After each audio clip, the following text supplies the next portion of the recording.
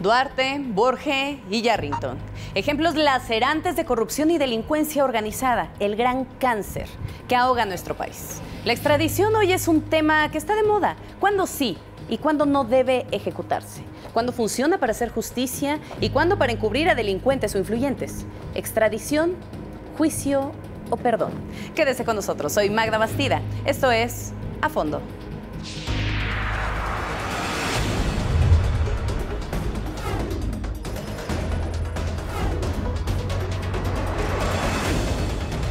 A Fondo, con Magda Bastida.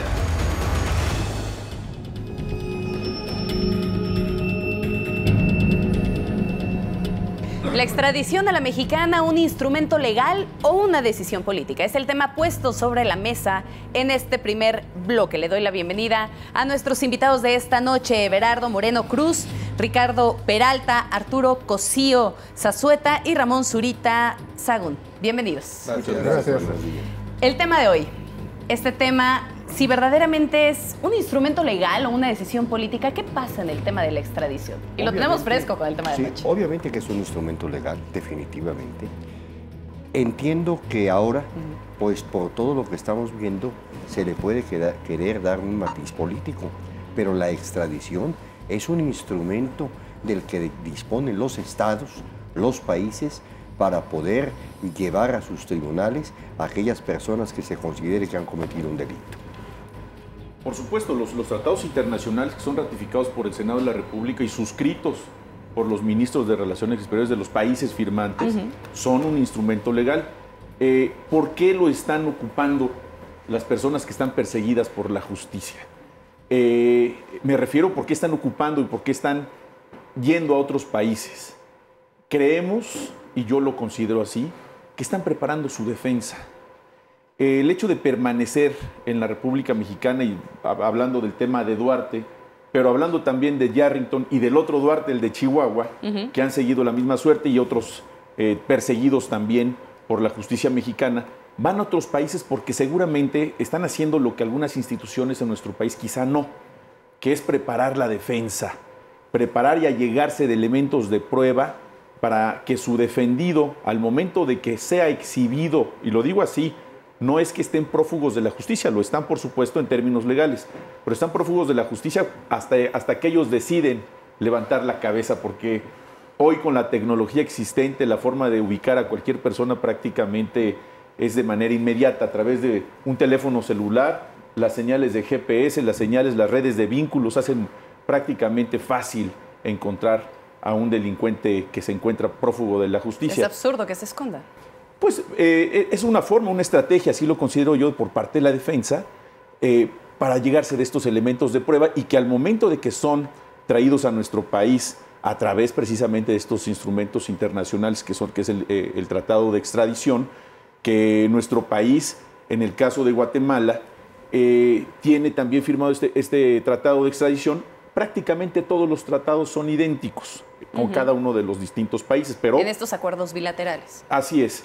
Estos tratados de extradición establecen todo un formato de cómo se deben de traer esas personas a México, una serie de formalismos legales, un procedimiento para efecto de que cuando es traído tiene que ser por un requerimiento de carácter legal, es decir, que exista una denuncia presentada en el país requirente y que este país solicite a ese país que lo traigan a nuestro país, al país que lo estamos solicitando, como en este caso México. Ricardo, en este sentido entonces, de acuerdo a lo que mencionas, permítame preguntarte algo. Entonces, ¿funge la extradición como una negociación incluso con el propio criminal para poder generar algún acuerdo tras bambalinas dentro de esta parte de la extradición? Dentro de los términos institucionales, la ley no se negocia. La ley se cumple y bajo ninguna circunstancia podríamos pensar que dentro de un término meramente formal existe una negociación previa. No habría una negociación, Arturo. Sí, la verdad es que, como dice el maestro Everardo Moreno Cruz, es un instrumento legal, lo mismo dice Ricardo, es un instrumento legal que se está utilizando. Yo lo primero que me opondría sería que dijéramos la extradición a la mexicana, porque como decía Ricardo, son prácticamente iguales los instrumentos, son modelos, y es un modelo en el que se obligan dos países y que tiene una tramitación distinta cada petición porque varía. Si yo le pido a Guatemala que me mande una persona, tenemos que seguirlo con el procedimiento de la ley interna de Guatemala.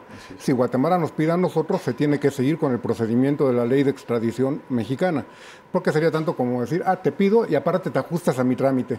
Entonces, pides la extradición, el tratado lo que hace es obligarse un Estado con otro a que si se cumplen ciertos requisitos, se hará la entrega de una persona, ya sea para juzgarla, ya para que cumpla una condena.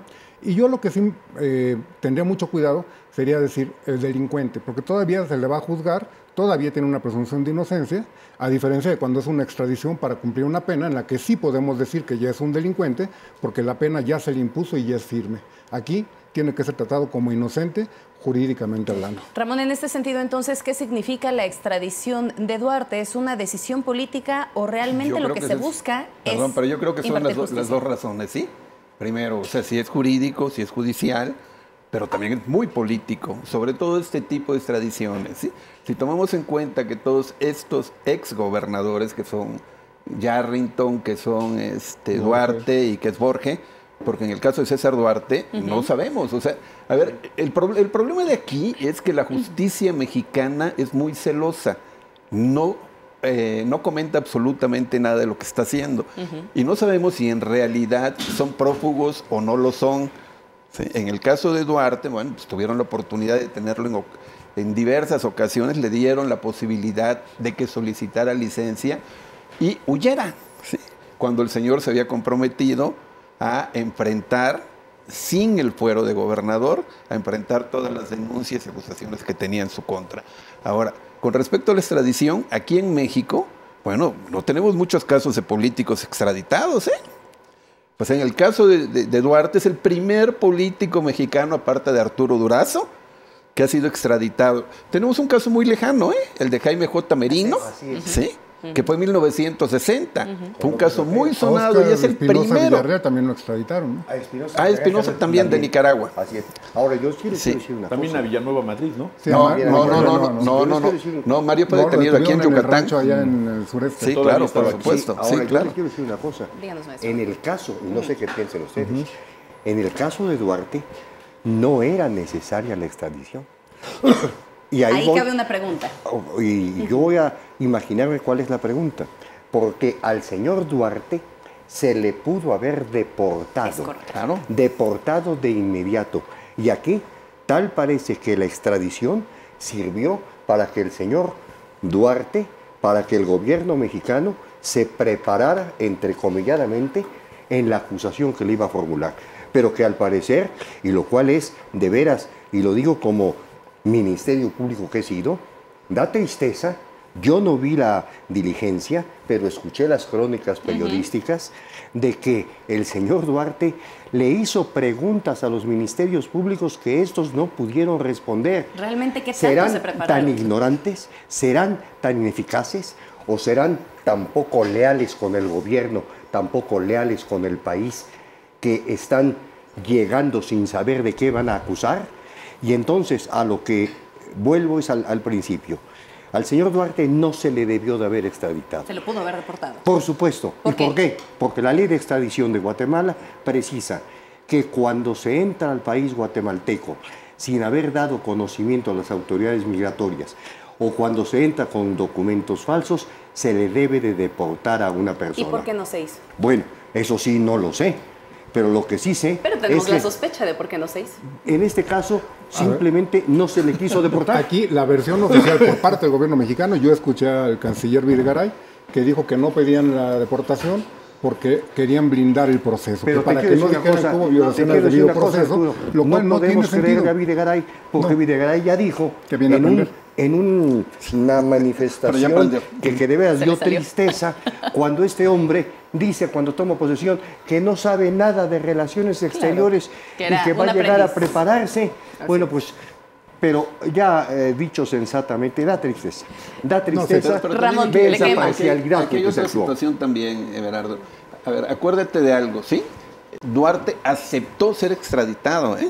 Sí, Él aceptó así es. porque bajo esa premisa ¿sí? Los delitos que tiene fincados son de los que lo van a acusar, Nada más. absolutamente de ningún Nada otro. más. No se pueden Pero hay que más de esos apuntar aquí 5. algo más, ¿eh? Porque operan la cláusula de especialidad. Sí, Claro, claro. de los 8 delitos que tiene imputado, solamente uno Sí, es Es de prisión preventiva. es de prisión. prisión preventiva, antes considerados como graves, que es delincuencia organizada. así es. Por el Lavado de resto dinero de y lo delitos demás no.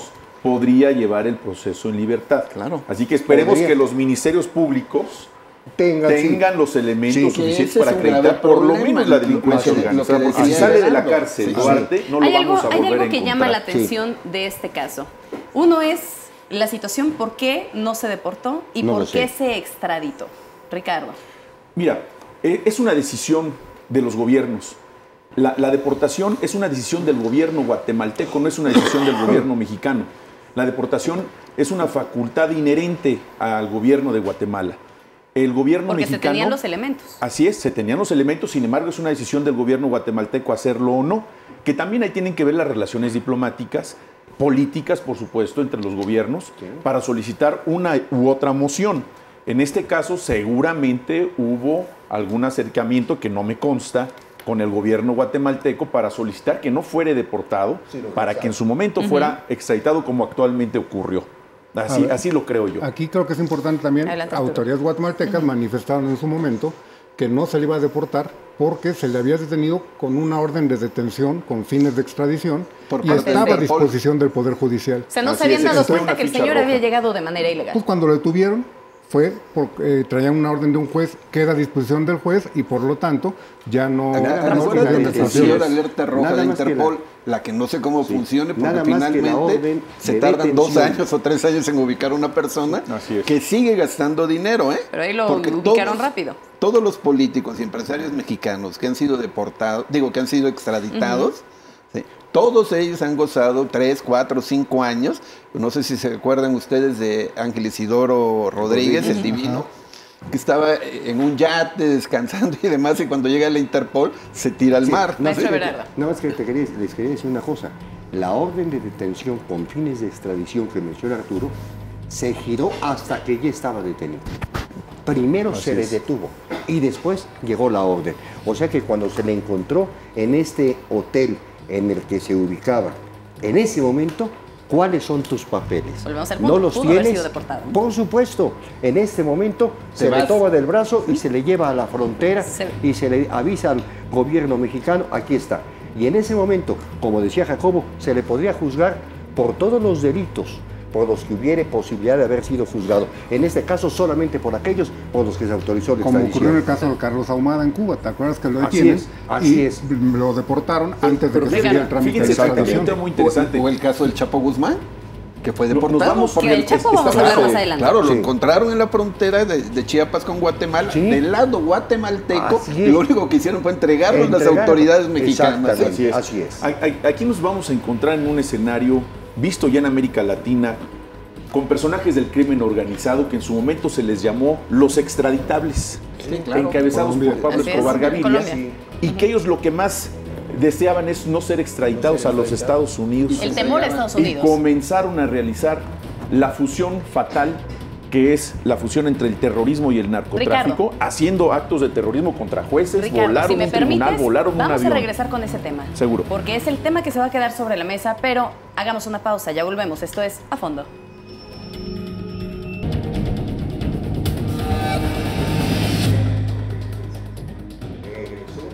En determinado momento, algunos personajes que tienen que ver directamente con el narcotráfico temían ser extraditados a Estados Unidos, los extraditables en Colombia. En México tuvimos el caso del Chapo Guzmán, quien fue extraditado a Estados Unidos. Sin embargo, antes de empezar a discutir este tema, quisiera que viéramos juntos este fragmento de la entrevista que Gabriel Regino, director general de Regino Abogados, dio para Mega Noticias TVC con Paco Ramírez. Veamos. Somos propensos a la incredulidad tratándose de aparentes actos de justicia que se identifican con detenciones de personajes relevantes en el ámbito de la política o en el ámbito criminal. Sí, lo somos y lo seguiremos siendo, porque la historia nos ha mostrado muchos fiascos en la actuación judicial y sobre todo componendas en nivel político. El verdadero fondo tras la extradición de Duarte. y cuál es esta relación que se tiene con otros casos. Hablábamos de los extraditables, Ricardo. Hace algunos años, hace un poco menos de 20 años, hablaban de una prevención que se hacía en nuestro país para no colombianizarnos, donde podía existir en nuestro país una epidemia de narcotraficantes a lo largo y ancho de nuestro país. Hoy yo lo digo al revés, ya no nos colombianizamos, ahora estamos mexicanizando otras partes del mundo. Todo el continente. Y no solamente en la práctica del negocio ilícito de las drogas, sino de otros muchos delitos, la trata de personas, la violencia exacerbada, el tráfico de armas, etc.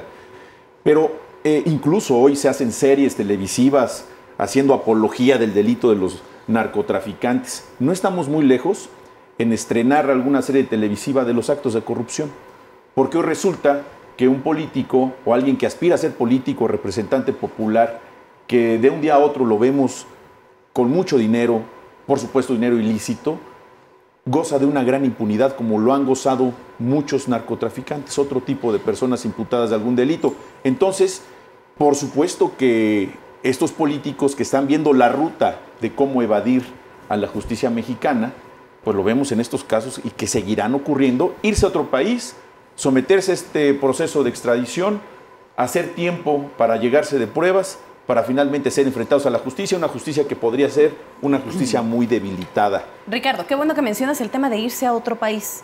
Muchos delincuentes, porque muchos lo son, le temen llegar extraditados a Estados Unidos. ¿Qué pasa o cuál es la diferencia en este caso entre Duarte y Yarrington?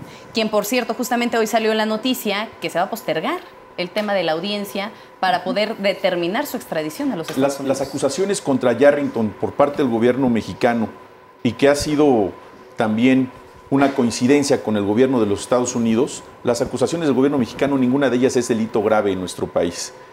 Y las acusaciones que ha hecho el gobierno de los Estados Unidos, aparte de temas relacionados con lavado de dinero y tráfico de drogas, alcanzarían hasta 90 años de prisión en ese país. Las leyes internacionales refieren, en este caso el tratado con Italia, que si hay dos países que están requiriendo a la misma persona, tomarán la decisión de donde las personas que hayan cometido ese delito tengan una sanción o un delito que se esté persiguiendo sea más grave. En este caso es probable que se vaya a los Estados Unidos. Por eso es que... Entonces le va a ir peor a Yarrington que a Duarte. Pero en el caso de Yarrington es el único de los políticos mexicanos que es requerido por el gobierno de Estados Unidos. Sí. ¿Por qué? ¿Sí? Por los delitos que cometió, que pueden... Tiene que ver con él está acusando de narcotráfico. ¿Los demás solamente por corrupción? Así es, pero ojo, organizado, no necesariamente, dinero, porque te voy a decir algo. Que también puede estar vinculado, ¿eh? Porque, ojo, hasta hoy no ha habido ninguna acusación en contra de algún político. En cualquier momento pudiera venir alguna acusación si han utilizado el sistema financiero para el blanqueo de capitales que sea producto de actos de corrupción en nuestro país. Y es muy probable que eso haya ocurrido. Por eso es que es tan importante en esta investigación, en todas las investigaciones relacionadas con actos de corrupción, seguir la ruta del dinero. Un cuerpo se disuelve en ácido, un cuerpo se destruye y se echan a los ríos y nunca más. Pero podríamos hablar de los paraísos fiscales, cuántos no hay, pero cuántos el no dinero recurren todos estos siempre políticos. deja rastro. Si un cuerpo no aparece, no hay delito. Ahí tenemos el tristísimo 43. caso de los 43, ni un solo cadáver. Están procesados cientos de personas, ninguno por homicidio, porque no hay un solo cuerpo.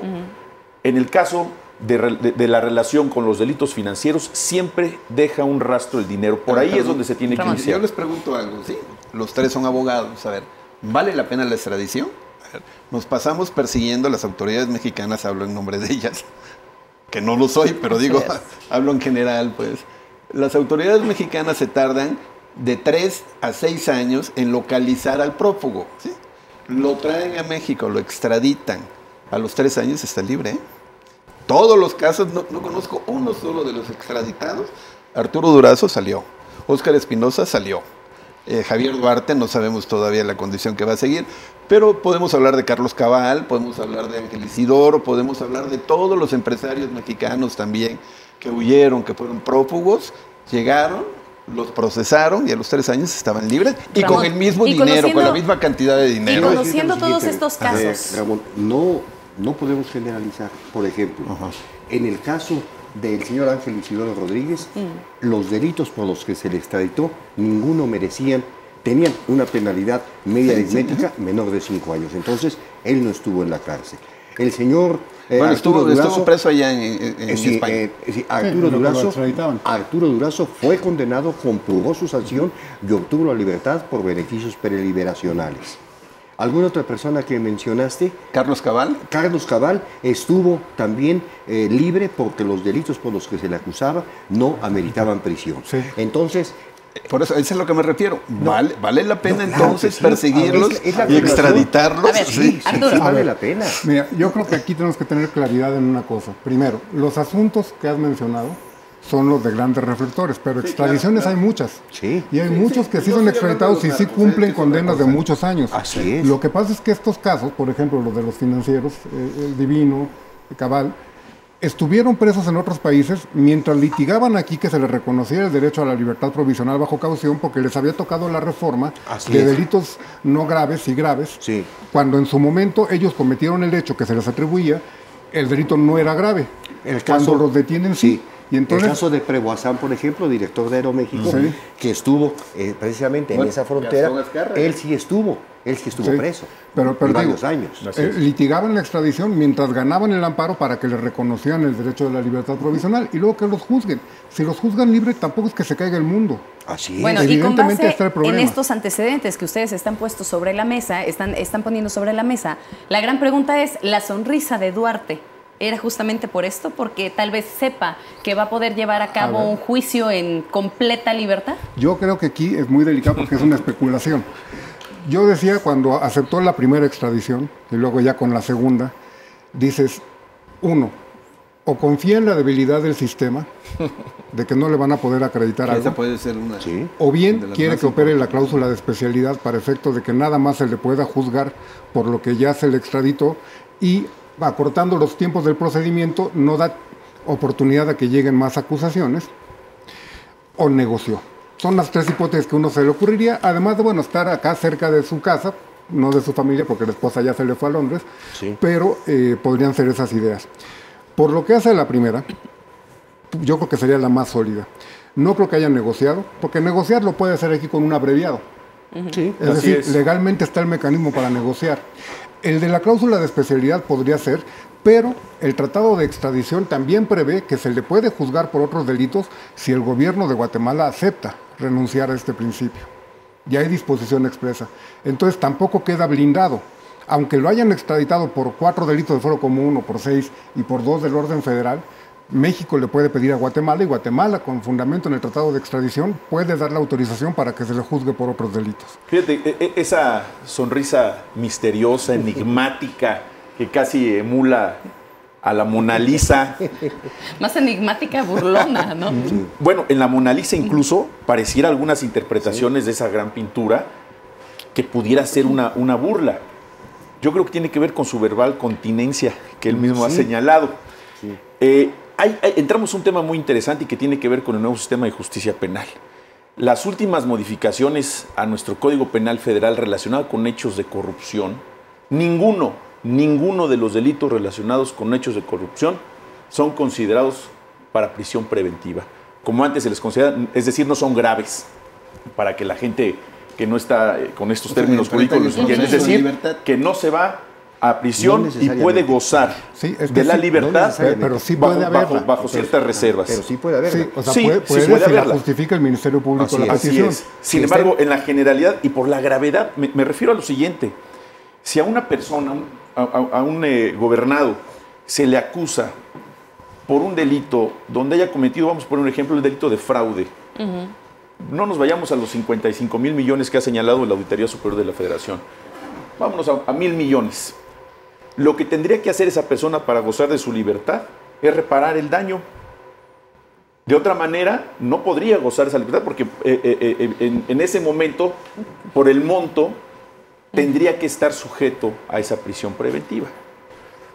En el caso de peculado, no existe así ese requisito. Si una persona es acusada por peculado, y lo acabamos de ver en Nuevo León, por 3.500 millones de pesos, en automático se va a su casa a descansar. Es decir, tenemos que revisar, dentro de lo mucho que se tiene que revisar en el nuevo sistema de justicia penal, que para mí ha sido extraordinario el cambio para nuestro país, pero hay que seguir revisándolo y ver dónde se deben de hacer los ajustes Es necesarios. decir, hay vacíos legales. Hay vacíos legales, por supuesto. Como todo es perfectible. Sin embargo, en estos casos que han lacerado tanto a nuestra sociedad, se debe de poner un especial énfasis en el tema, por ejemplo, que sería prioritario para el país, el fuero constitucional. ¿Por qué se han hablado de tantos temas en la agenda legislativa y nadie formalmente a nivel federal ha hablado del fuero, la restricción del fuero? ¿Cómo vamos a evitar que los gobernadores en funciones cometan este tipo de delitos si la propia Constitución les protege? Tendremos que entrar a un procedimiento de carácter legislativo para poder después procesarlos penalmente. Todo. Entonces hay que entrar de arriba hacia abajo. Claro. Vigilar qué es lo que está ocurriendo desde la Constitución para que nosotros mismos no estemos metiéndonos el pie, hablando y dando discursos cuando en la realidad no vamos a poder actuar como se debe de actuar. Del fuero nada más es un acto de campaña, ¿sí? O sea, lo dijo Josefina Vázquez Mota en su pasada campaña electoral presidencial. Por supuesto. Y lo han dicho muchos, ¿eh? No, y además, quitar el fuero en un estado de la República, pues el fuero es constitucional, sí, claro, y es federal, aunque lo quiten en un estado de la República. Ahora los periodistas quieren llevar a su asamblea del día 12 de agosto, quieren llevar también el tema de cancelar el fuero, ¿sí? ¿Por qué? Porque varios, y volvemos al caso Duarte, varios de los implicados, yo creo que aquí hay muchas cosas muy obscuras, ¿sí? Todos los colaboradores de Duarte, todos, el que era secretario de Desarrollo, el secretario de Gobierno, el secretario de Educación, todos los secretarios importantes del gobierno de Duarte, todos se postularon para diputados federales y todos ganaron su elección. Buscando ese manto protector. Claro, todos tendrían por que estar en investigación.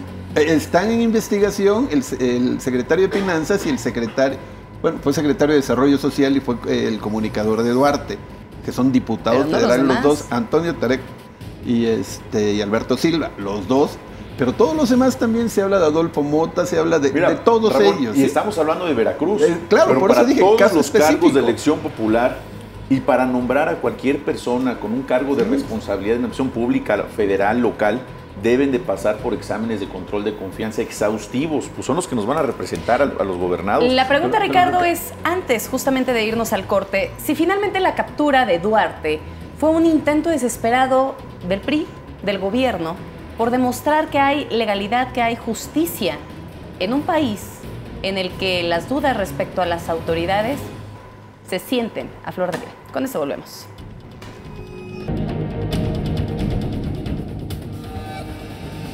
Lo que escucharemos a continuación es la voz de José María de la Garza, presidente de la Barra Mexicana de Abogados. Él dijo lo siguiente.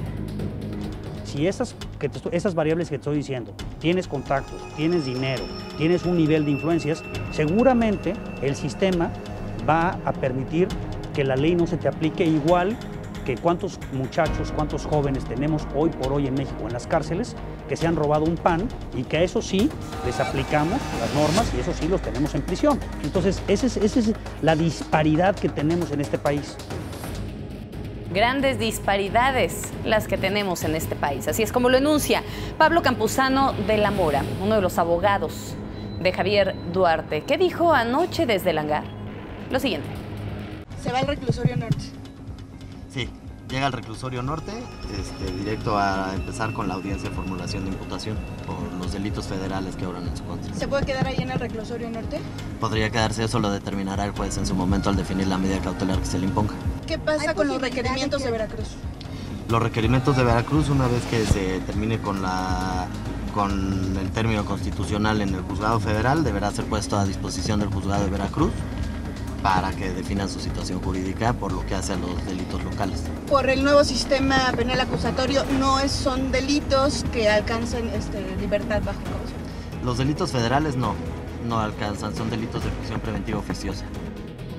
Antes de irnos al corte, poníamos sobre esta mesa el tema de si realmente la captura de Duarte fue un intento desesperado por el PRI y por el propio gobierno de demostrar que hay legitimidad, que hay justicia en este país de cara a algo importante, al 2018, a las elecciones para la presidencia de la República. Me encantaría escuchar su opinión, maestro Everardo, porque usted es un priista de hueso colorado. Muchas gracias.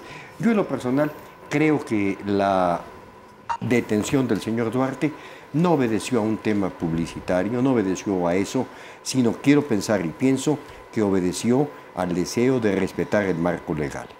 De otra manera sería hacer especulaciones de las que no tendríamos fundamento. Ya hice en el corte anterior una observación que fue comentada aquí en la mesa. ¿Por qué no se le deportó cuando se le pudo haber extraditado? El pensar que fuera un acto en preparación a las elecciones del año próximo lo veo difícil. Lo veo difícil por una razón. Nuestro maravilloso país no tiene memoria. De aquí a julio del 18 falta tanto tiempo que la gente ya se pudo haber olvidado de muchas cosas. Pues no es una urgencia partidista por demostrar justicia. Yo no lo veo así, sinceramente, en lo personal no lo veo así. Yo creo, Magda, Ricardo, que la corrupción no conoce de ideologías, no conoce de regímenes, no conoce de partidos políticos. La corrupción es como un moho donde tiene las condiciones para crecer, donde existe impunidad, se da la corrupción. Tenemos casos de todos los partidos políticos y en todo el mundo, no es un caso exclusivo de nuestro país. Y yo creo que hay que cambiar esa percepción en nuestro país. Estamos poniendo en riesgo el prestigio de nuestra nacionalidad. En la percepción de corrupción internacional, estamos a 30 números aproximadamente de Somalia, con condiciones completamente distintas entre Somalia y México. Pero estamos muy cerca de Somalia en cuanto a la percepción de la corrupción en nuestro país. Y estamos poniendo en riesgo la nacionalidad mexicana cuando nuestro país es riquísimo. Hay mucho bien de qué hablar de nuestro país. Y estos temas de corrupción que efectivamente están lacerando a toda la sociedad mexicana y que nos ponen en un ridículo internacional, en vez de estar atacando a nuestro país y estar atacando las instituciones que estamos creando los ciudadanos como el Sistema Nacional Anticorrupción, hay que ensalzarlo, hay que fortalecerlo. Estos ataques últimos de las últimas semanas en contra del Comité de Participación Ciudadana, que ha sido uno de los procesos más transparentes en la historia de nuestro país, con el Comité de Selección, que fueron extraordinarias personas las que lo integraron y que nombraron este Comité de Participación Ciudadana con ciudadanos de primera, reconocidos en todo el país. Yo creo que estos misiles en contra de este Sistema Nacional Anticorrupción tienen que ver con un temor de algunos políticos de ver que los ciudadanos sí nos podemos organizar y que podemos además hacer las cosas muy bien. Y entonces, no debe de existir ese temor. ¿O no es un intento desesperado por demostrar esta impartición de justicia? No, es un tema, el tema de Duarte es de carácter institucional. Bien. No puede ser considerado como un acto político porque, en efecto, todos los candidatos de todos los partidos están enarbolando la bandera anticorrupción. ¿Cuántos de ellos tienen la capacidad moral para hacerlo? Ese es el otro tema.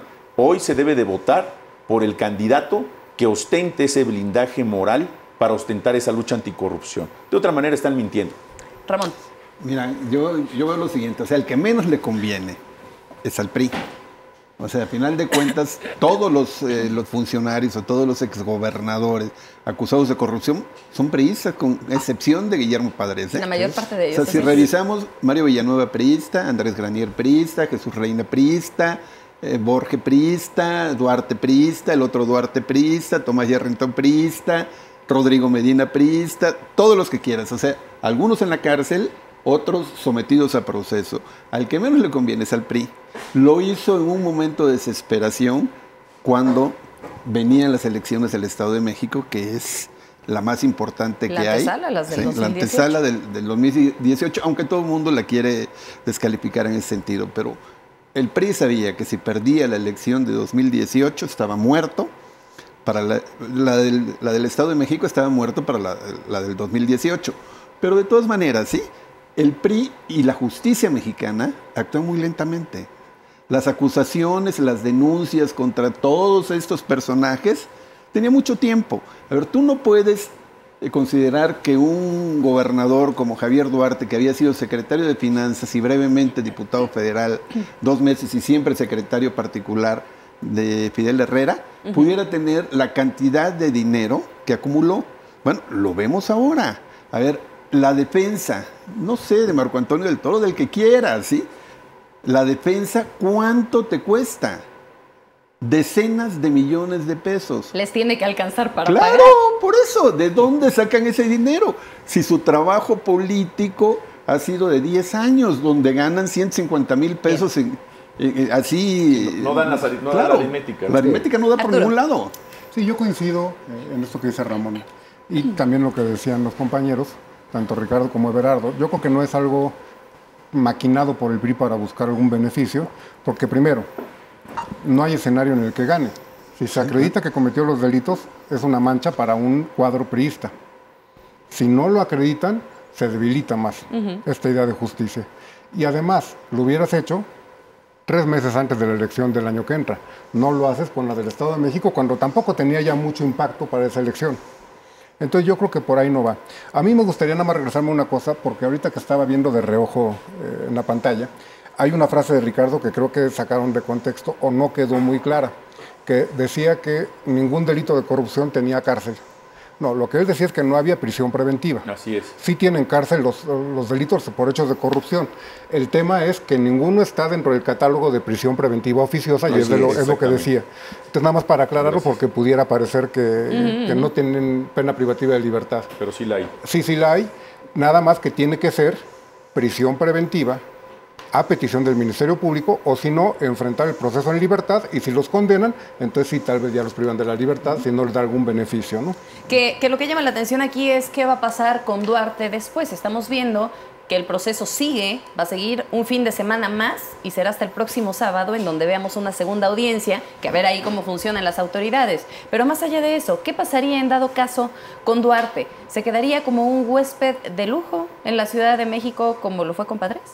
Bueno, sí, en principio no considero que se le pueda conceder el beneficio de la libertad, sino que se le va a imponer como medida cautelar la prisión preventiva, por la razón de que puede evadirse.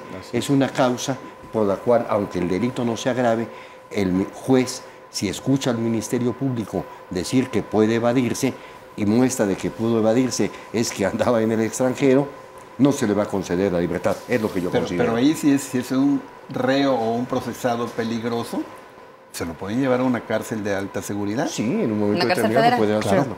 Sí, nada más que recordemos que hay un amparo precisamente por parte de la defensa, donde están solicitando que no sea trasladado a ningún otro penal y que continúe en el reclusorio norte de la Ciudad de México y que esté sujeto ante el juzgado 17 de lo penal. ¿Qué fallas legales o qué fisuras estamos encontrando en este proceso, hablando en términos legales, en todo el proceso que está desahogando en este caso Javier Duarte?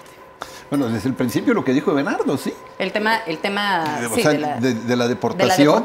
De la extradición. En este momento no procesaron la deportación y se fueron a la extradición. Sí. Y lo hicieron precisamente porque no tenían los elementos suficientes para fincar la responsabilidad. Pero esa es la primera. Ahora, en este momento, no veo yo ninguna fisura, veo que se está cumpliendo el procedimiento, se formuló imputación, se celebró lo que se llama la audiencia inicial, que fue la que presenciamos ayer. Ahí se dijeron cuáles eran los delitos, se pidió la ampliación del término de 72 a 144 horas, supongo que para exhibir pruebas. Llegadas esas 144 horas, el juez va a dictar el auto de vinculación a proceso y se va a iniciar lo que se llama la investigación judicializada, en donde en el tiempo que determine el juez a solicitud del Ministerio Público y la Defensa, será 1 mes, 2 meses, 3 meses, no lo sé, se va a continuar con la investigación para formular acusación. ¿Cuántos años podría tener Duarte de cárcel? No podría yo mencionarlo en este momento, pero estamos hablando de que podrían ser hasta 15, 18, 20 años de prisión, más o menos. Pocos comparados con el gran desfalco que hizo sale la con nación. la media. ¿Mande? Que se le puede aplicar la media con buena conducta. Hasta cierto punto sí podrían aplicársele beneficios preliberacionales, pero no porque está por delincuencia organizada. Y por delincuencia organizada no se le puede aplicar los beneficios preliberacionales. Yo creo que lo más importante aquí no es traer a los gobernadores y exgobernadores que se encuentran prófugos. Eso para mí no es lo más importante. Por supuesto que es un tema importantísimo para el país entero. Lo más importante es reintegrar los activos que hayan sustraído de los ciudadanos, del erario público, la ruta del dinero. A final de cuentas, se pasan 3 años, 5 años en la cárcel y no reintegran nada. Eso es lo importante. Yo creo que aquí la autoridad eventualmente tendrá que darle seguimiento a la ruta del dinero, ver dónde está ese dinero y que sea reintegrado a las arcas. Porque esto no es una afectación nada más a los veracruzanos, es una afectación al pueblo mexicano. Así es. Ricardo, ahí hay un tema que vamos a poner sobre la mesa antes de irnos al corte. Está en proceso de divorcio Javier Duarte. ¿Qué va a pasar si ese divorcio se lleva a cabo? Es la ruta del dinero. Con eso volvemos.